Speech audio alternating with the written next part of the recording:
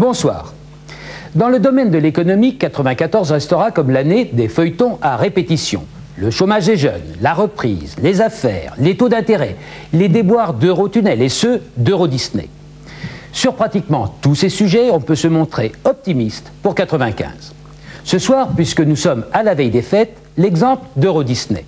On envisageait sa faillite au début de l'année. Finalement, la société a été recapitalisée, elle a déjà réduit ses pertes et le public revient plus nombreux visiter le parc d'attractions. Notre invité, Philippe Bourguignon, des études en sciences économiques à Aix-en-Provence, 46 ans dans quelques jours, débute en 74 dans le groupe Accor, dont il devient le directeur général en Amérique, puis le président pour l'Asie, entre en 88 chez Eurodisney pour s'occuper du développement immobilier avant d'en devenir le président. Bonsoir, tout de suite la bonne nouvelle, ça va bien pour vous, la confiance revenue, un signe la bourse, plus 20% en 9 jours. Alors, est-ce que vous avez une explication ? Alors cela va effectivement mieux, même si nous avons encore un bout de chemin à parcourir. Les mouvements boursiers, vous savez, ont été importants sur le titre depuis maintenant un an, et les mouvements à hausse et à baisse, il faut également un petit peu s'en méfier. Ce qui nous satisfait en ce qui nous concerne, c'est le retour d'investisseurs à moyen terme sur le titre qui va, je pense, solidifier un petit peu le titre dans le futur. Et s'ils reviennent, c'est qu'ils se disent que ça va mieux pour deux raisons. La première, c'est que les visiteurs sont revenus. On avait assisté à une baisse de 10% sur une année et vous avez annoncé que pour le dernier trimestre, ça a remonté et on cite un chiffre supérieur à 6%. Alors est-ce que vous confirmez le chiffre et explication de cette fréquentation plus importante ?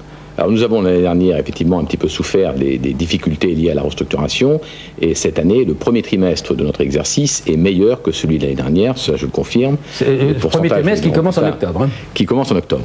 Et il est meilleur, alors que le trimestre dernier était déjà bon. De mars à septembre, si vous voulez, nous avons souffert des rumeurs de fermeture du parc, et puis de tout un trouble qui s'est installé dans les esprits sur l'image, la qualité du parc, etc., qui maintenant est en train de revenir. Il y a un nouvel élan, si vous voulez, qui est en train de se créer autour de Disneyland Paris, et c'est cela qui est important.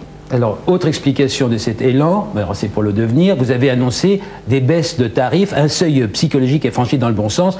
Pour un adulte, c'était 250 francs en haute saison, ça ne va plus être que 195 francs. Alors 195 francs, effectivement, soit plus de 20% de baisse. Les tarifs d'hiver vont passer, quant à eux, de 225 francs à 150 francs. Également une baisse assez importante. Ce sont des seuils psychologiques que nous avons pu mesurer dans le temps. Et malgré tout, vous en mettez autant dans l'assiette du client. C'est-à-dire en nombre d'attractions, au contraire, vous les augmentez. Nous en mettons plus, puisque nous avons maintenant 10 attractions nouvelles. Nous avons augmenté la capacité instantanée des attractions anciennes, donc la capacité totale du parc est de 25% supérieure à celle de l'année dernière. Ça voulait faire mentir ceux qui disent qu'on fait tout le temps la queue, et quand il pleut que c'est pas agréable, et que c'est pas les faire mentir, c'est un petit peu un faux procès, si vous voulez. Effectivement, les attentes existent à certaines périodes de pointe. Il faut également apprendre à visiter ce parc. Mais nous avons réduit les files d'attente de plus de 50% depuis l'ouverture. Et vous continuez avec, là on peut le voir en image, une nouvelle attraction en devenir, de la Terre à la Lune, c'est pour juin prochain. Alors racontez, parce qu'on dit c'est 600 millions de francs d'investissement. Voilà, le bouquet final, c'est cette attraction de la Terre à la Lune, basée sur le roman de Jules Verne, qui va vous propulser dans l'espace et vous faire un voyage vers la Lune avec un retour sur la Terre, des sensations fortes promises, et qui va ouvrir le 1er juin prochain. Oui, on se demande comment vous faites, puisque vous annoncez de nouvelles attractions, vous baissez vos tarifs et en même temps, vos pertes diminuent, puisque vous aviez 5,3 milliards de déficit, 1,8 annoncé pour cette année, et que ça va encore baisser avec l'équilibre prévu pour 96. Alors, la recette ? Tout d'abord, au niveau des coûts, une baisse de nos coûts de plus de 20% sur l'ensemble de l'année. Plus de 900 licenciements, suppression d'emplois. Il y a eu effectivement un plan social en début d'année, une simplification de l'encadrement, des méthodes de travail nouvelles, une décentralisation plus grande au sein de l'entreprise, un marketing différent, une communication publicitaire différente. Attends, je voudrais qu'on répète un seul de ces points. Vous dites simplification de l'encadrement. C'est vrai que le nombre des cadres, ceux qui ne servent pas directement le public, a été réduit pratiquement de moitié. Alors nous avons effectivement aujourd'hui 40% d'encadrement en moins que l'année dernière, et l'ensemble de la société fonctionne beaucoup mieux. Pourquoi ? Parce que c'est la désaméricanisation. Tiens, je voudrais qu'on voit d'autres images, celles des illuminations de Noël. Alors on dit qu'elles sont d'inspiration européenne, italienne. Vous avez changé le nom de votre parc, ce n'est plus Eurodisney, mais c'est Disneyland Paris. Est-ce qu'il y a une volonté de votre part de couper un peu le cordon ombilical avec les Américains ? Non, il y a une volonté de ce que j'appelle sortir de la Bible. Et de la même façon qu'un metteur en scène va prendre un scénario et en fonction du metteur en scène le rendre dans un film ou dans une pièce de théâtre qui est différente, c'est la même chose pour nous. Nous avons une mise en scène de base qui sont nos attractions, une manière de les faire vivre et de les gérer qui peut nous être propre. Il y a une évolution des méthodes de gestion, qu'elles soient chez Disney ou ailleurs, et le problème, je crois, de le situer entre une américanisation et une européanisation est un petit peu un faux débat. C'est simplement une évolution importante d'une entreprise qui a connu des difficultés. Il y a des adaptations semblables dans beaucoup d'autres entreprises françaises ou américaines d'ailleurs. Simplement, c'est ce que je dis toujours à la fois à mes équipes et à l'extérieur, il faut nous doter de notre propre personnalité, quelle soit la qualité du spectacle ou quels soient les modes de gestion. Merci, je vous propose de voir maintenant l'actualité de la semaine avec les images de Nicolas Bétou.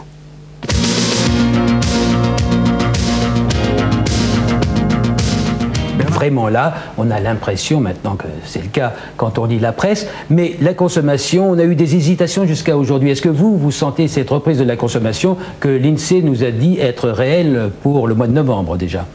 Alors nous, vous savez, nous avons une existence qui est extrêmement courte et qu'une existence en temps de crise. D'accord, mais vous pouvez juger si vos visiteurs dépensent plus ou moins qu'il y a un an, parce qu'on a dit qu'il y avait une baisse des dépenses des visiteurs dans vos parcs. Vous avez tellement de changements intervenus en matière de politique de prix, de politique tarifaire, d'entrée de comportement à l'intérieur de ce parc depuis un an qu'on ne sait plus nous-mêmes aujourd'hui ce qui est dû à des mesures propres à Disneyland Paris, des mesures internes, et ce qui est dû à des relances de la consommation. Il y a clairement un mélange des deux.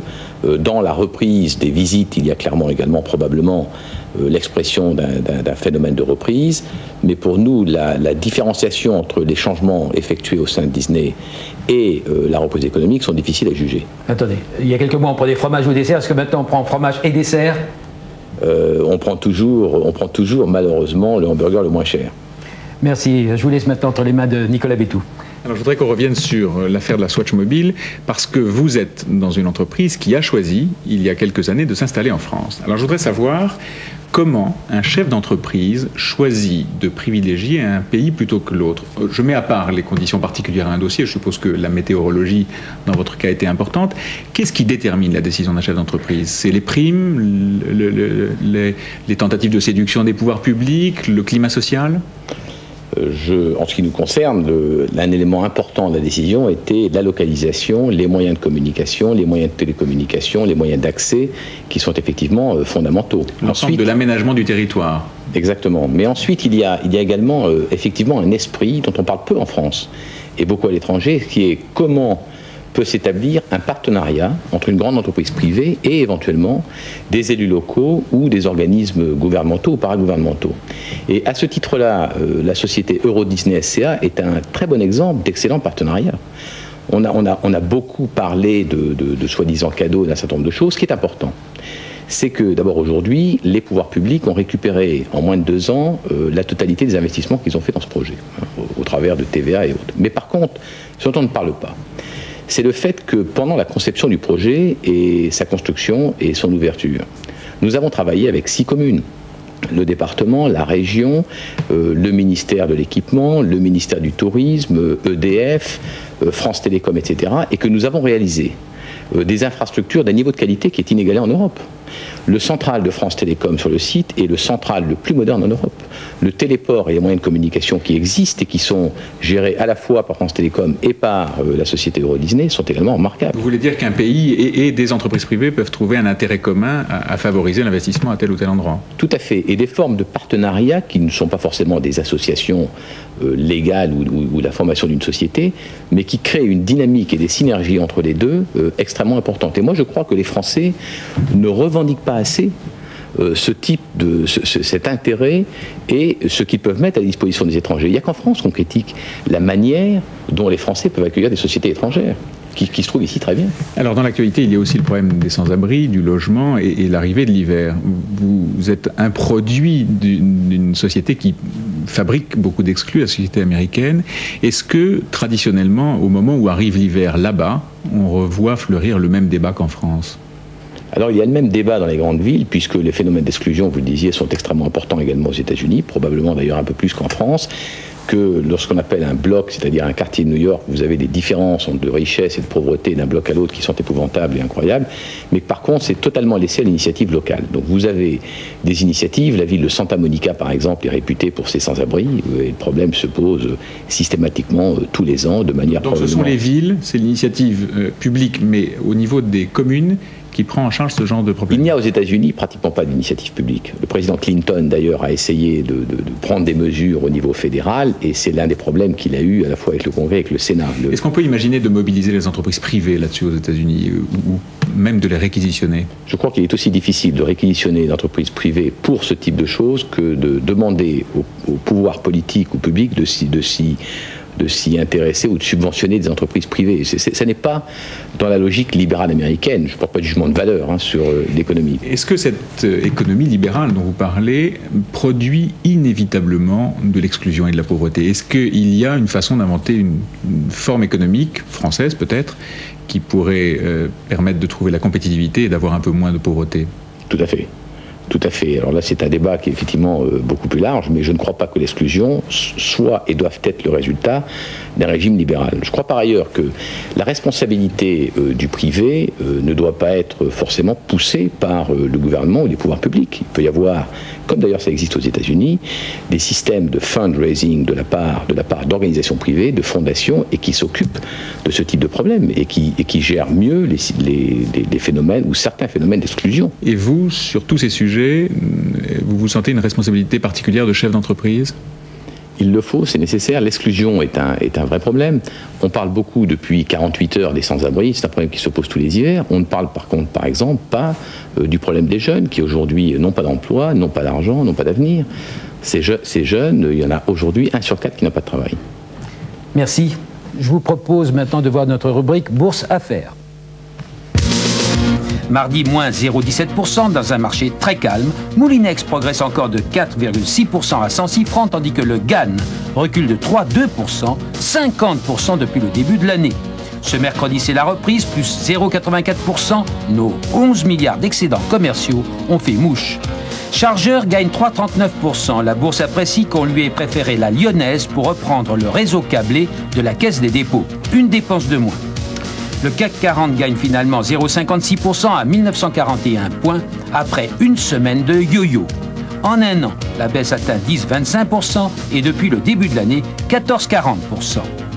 Euro Disney, malgré sa spectaculaire remontée des derniers jours, reste à 21% en dessous de son cours du début janvier.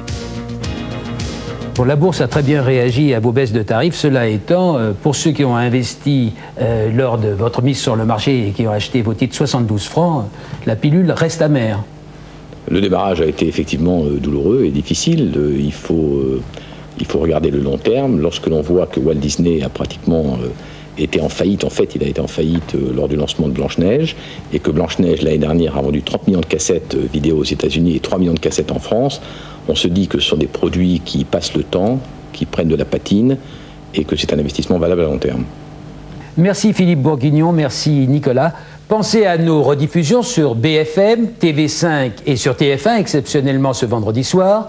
Prochain rendez-vous mercredi 4 janvier. Notre invité sera Jean-Louis Descours, le PDG du groupe André, les chaussures bien sûr, mais aussi une diversification dans le vêtement. Bonne fête à tous et bonne fin de soirée.